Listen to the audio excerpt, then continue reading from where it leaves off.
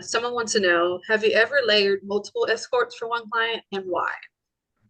Usually not. I've done it a couple times. So usually that's from a adjust my camera here. Usually people come to us with that and it's kind of already set up that way. So the thing with escort is that there's the whole reasonable compensation issue. And that is easiest to deal with one time rather than I've got escort here, escort there, escort the other place. I'm going to take reasonable comp from this one, but not from that one. It just invites too many complications. So typically we'll have partnerships. A lot of people tend to go into joint ventures. They get syndications and whatever, and they're limited partners in five different things. And we'll say, okay, let's have all that feed into your one S corp, and then take reasonable comp from there. Um, you know, and typically the S corp is going to be doing its own thing as well on top of all that. So yeah, I like to avoid it if I can, but it does happen from time to time, usually because things have already been created before they come to us.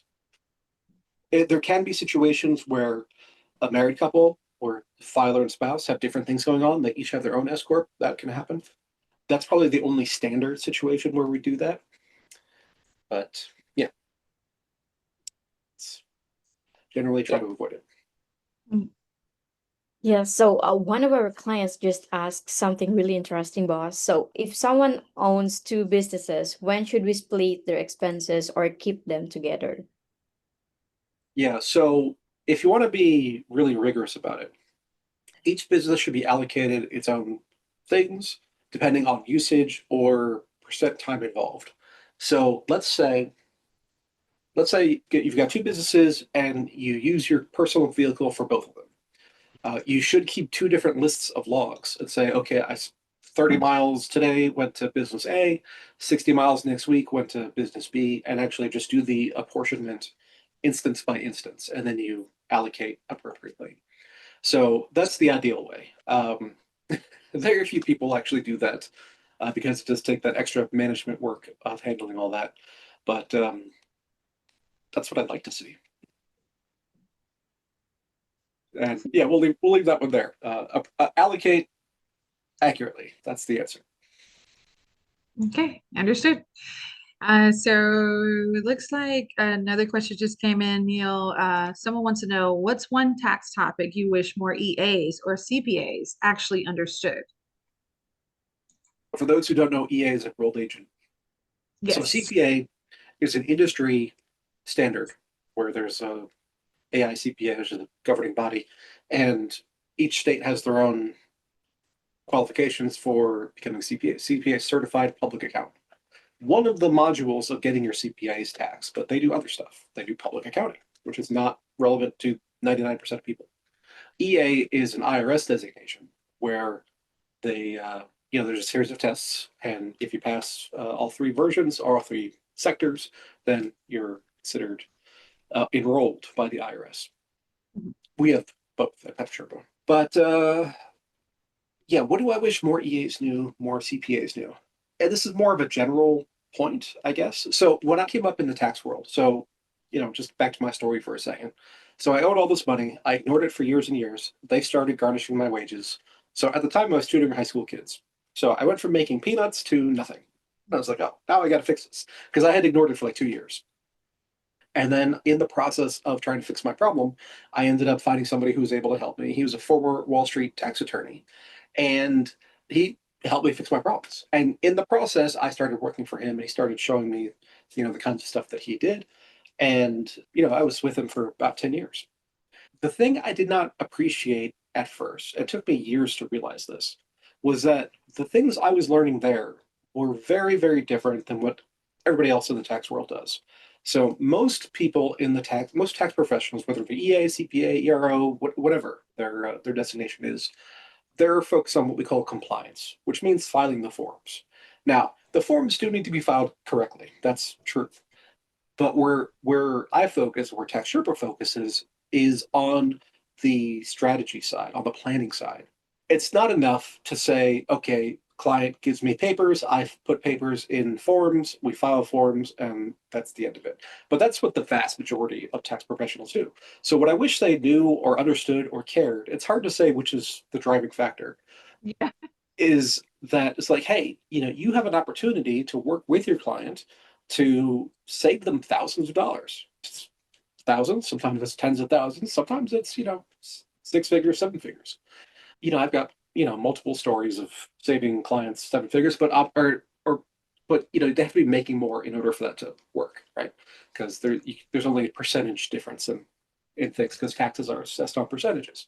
Our kind of bread and butter is small business owner. We do entity structuring for them. We apply tax strategies and we save them 20, 30, 50 grand a year. Just kind of that's every day, right? So the one I was working on earlier will save her about 20 grand for 2023 just by that switch of recognizing the correct asset classification. Because she'd already done some other stuff and she'd overpaid on other things, but there's only so much we can fix in arrears sometimes.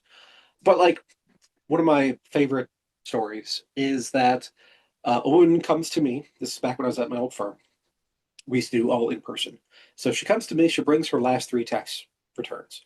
And this is back in Florida. So tax return from 3 years ago, address is in Fort Lauderdale. And I'm looking at a Schedule A, which lists all her itemized deductions. She's got a mortgage. Okay, normal stuff. And tax return from 2 years ago shows that she's in Lakeland, Florida, which is, middle of the state compared to the southeast corner of the state. And looking through, she's got the mortgage and everything. Okay, things are kind of in line. Address change, that's weird. And then tax return from the prior year, address is back in Fort Lauderdale. So I was looking at this, so I was like, okay, well, the address changed, income remained roughly the same, all the other stuff remained roughly the same. So I asked her, I said, what happened with we going from Fort Lauderdale to Lakeland to Fort Lauderdale? And she says, oh, I took a job up in Lakeland and didn't work out, so I moved back. I said, oh, okay. And you've been paying the mortgage at the place in Fort Lauderdale the whole time? She says, yes. I said, okay. Well, what did you do while you were in Lakeland for a year? And she says, oh, I rented it out. And I was like, oh, okay. That's not on your tax return. And she didn't think to volunteer this information to whoever prepared her tax return before, and that person didn't notice or care enough to ask. I don't know. If somebody's got a mortgage and they move 200 miles away, you got to wonder what's happening. And sometimes the house is just empty. Sure, that happens. I did that. But ask the question, right? And for tax purposes, rentals usually create net losses, and that actually helps on the tax return because it's lowering your income whether or not the cash flow was positive or negative. Because of depreciation, we're able to push it into net loss. That reduces taxable income, reduces tax. So we did that, and we amended her return, say, hey, we forgot to include all this rental income and expense, and so here's the modified tax return, and she got a refund of I don't know, a couple grand. And it's just it's not that the other person who prepared the return couldn't have done that in the first place. They just didn't ask. Did they not care? Did they not notice? I don't know. But that's what I wish more EAs and CPAs understood is that you gotta do a little bit more than just filling out whatever your client gives you, because there are facts and circumstances that need to be determined and figured out and applied to each individual situation. And that's what part of what makes tax so difficult is that everybody's situation is different. And so we gotta figure out what is true for this person and make sure that we accurately report. That's one of the requirements of tax returns. So we accurately report things to the best of our ability and knowledge, but then use your best ability and knowledge. So Chiming in, Neil. So you yeah, would say to start with strategy first and then figure out the forms later, not ideally, the other yes. way Yeah. Sometimes around. if you get a new client, sometimes you don't have that luxury. You say, Right. okay, well, what can we do now that you're in the situation? But going forward, absolutely. Strategy first, figure out where we want to go, and then do the forms at the end. Understood. So taxes are not just about data entry. Yeah.